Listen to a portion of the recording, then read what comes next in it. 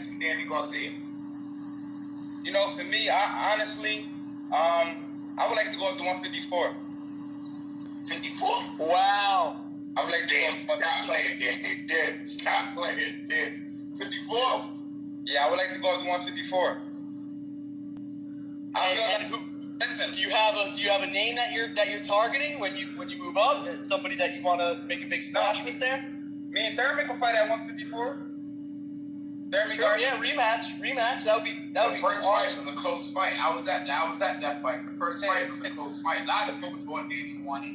I feel like you know my goal in boxing. It was a split decision, right? You know my goal in boxing was to be a 3-division world champion. 140, 147, and 154. You know, and I feel like I fought everybody at 147. I fought everybody at 140. Thought I'd be firm. I thought I'd be good. And have my opportunity to be again. But I feel like I did everything I was supposed to do at 147, even though I didn't unify the division like I wanted to. But I still became champion. So I feel like so I feel like my next chapter in my career is at 154. What's good, everybody? BFV back in the building. Hit you with another 1-2. Came to talk to you about obviously what we heard in the beginning of this video. Danny Garcia going up to 154. Couple things I disagree with that the Warrior said. I don't want to see him and Keith Thurman at 154. Keith Thurman has been recycled enough. That's not a type of bout that would elevate you to a title shot. And second thing, you're not the biggest name at 154, my dude. You are a great name at 154. You could probably be the second biggest name, third biggest name at 154.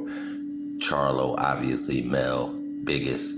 Probably Castano, maybe even Textura having a bigger name than you at 154 right now.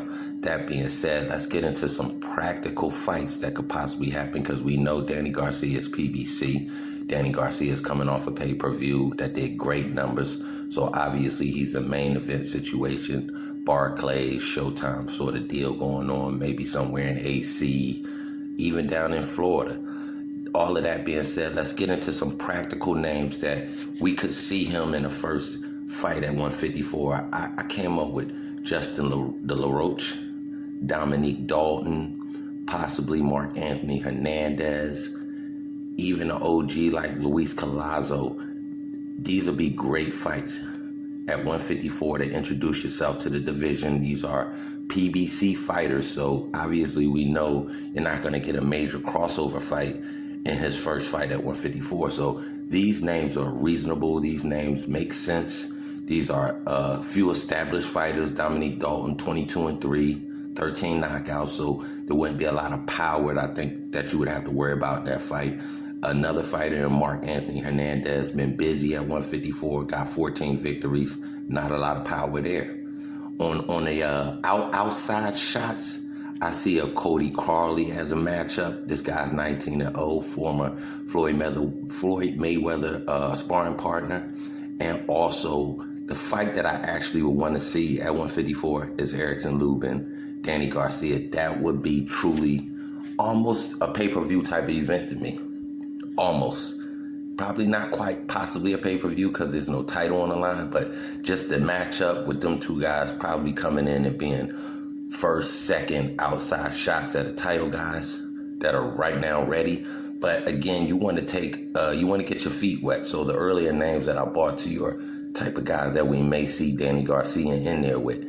I'm an outsider looking in, but I'm being practical when I take a peek at this situation that Danny Garcia will find himself in coming into later into this year and looking at schedule about.